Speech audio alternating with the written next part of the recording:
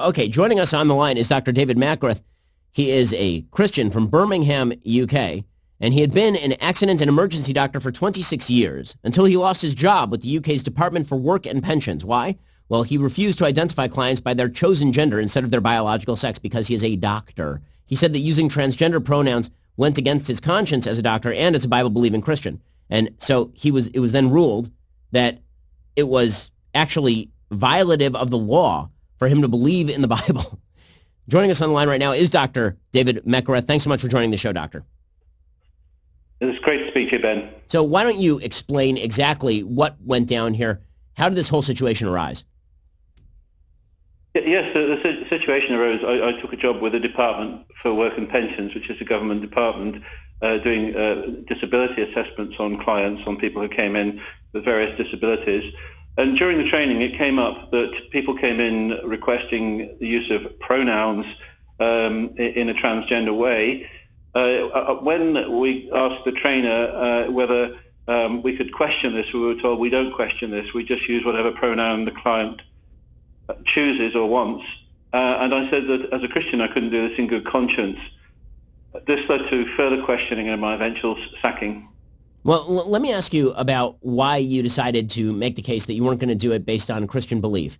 Why not just suggest that, in your medical opinion, male is male, female is female, you're a doctor, you don't treat what's in people's minds and perceptions of self. What you do is you treat people's bodies. So if you walk in and you are a female, physically speaking, you're going to treat them as a female. Why did you feel the need to cite Bible belief as sort of a defense to science?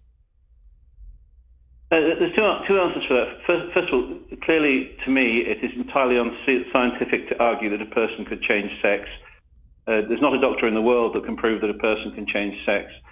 But from a Christian point of view, as a matter of conscience, not only would I be doing something that I deem to be dishonest, but that would be for me something that which affected my Christian faith very deeply, affected my walk with the Lord Jesus Christ.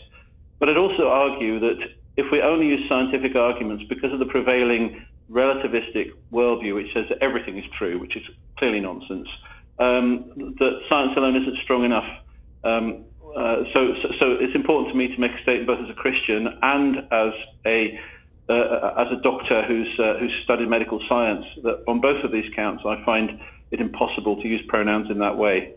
We're assuming Dr. David Mackereth, who was fired. He was fired from his job with the UK government for refusing to identify clients by their chosen gender. Now, doctor, you weren't trying to offend transgender clients. You were being polite with them. You just would not refer to them by a non-biological pronoun. Is that correct? That is correct. As Christians, we're called to love everybody. We love these people, but we don't consider it loving to lie to people. And in essence, there's a difference between them saying to me, I want you to use this pronoun, and me being forced to use it against my conscience. Well, what we call compelled speech. Well, let me ask you, so the ruling came down, and the Employment Tribunal basically said that if you are Christian, you are simply not allowed to work for the government, effectively speaking. They said that Genesis 1:27 is incompatible with human dignity. Is that the proper phraseology they used? This is the phraseology they used. I'm still shocked at the depth and the extent and the scope of the tribunal's findings, the judge's ruling. This clearly doesn't just affect Christians; it affects everybody, whatever their beliefs, because it seems to preclude freedom of speech, saying that everybody now has to believe transgenderism or transgender doctrine to be true, I just can't go along with that. I mean, it is an astonishing contention. I mean, this effectively means that freedom of religion no longer exists in Britain when it comes to any sort of employment, because aren't there laws in Britain that also prevent so-called discrimination even in the private sector? So it's not just a matter of you working for the government. If you were working in private practice as a doctor and you pursued exactly the same policies, couldn't that person then sue you under British law?